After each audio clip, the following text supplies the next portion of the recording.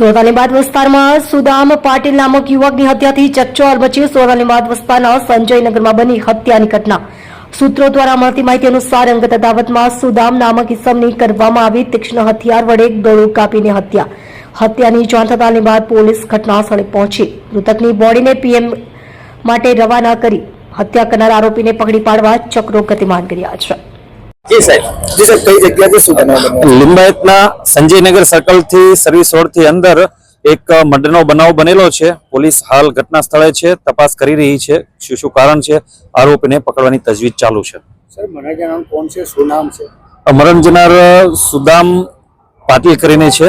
આગળની જે ફરિયાદ લેવાનું એના વાલી વારસને ગોતીને ફરિયાદ લેવાનું તજવીજ ચાલુ છે। સર બેસિક જાણકારીમાં આના માટે દેવો છે કે હાલ ખબર નથી, તપાસ ચાલુ છે। ઓકે।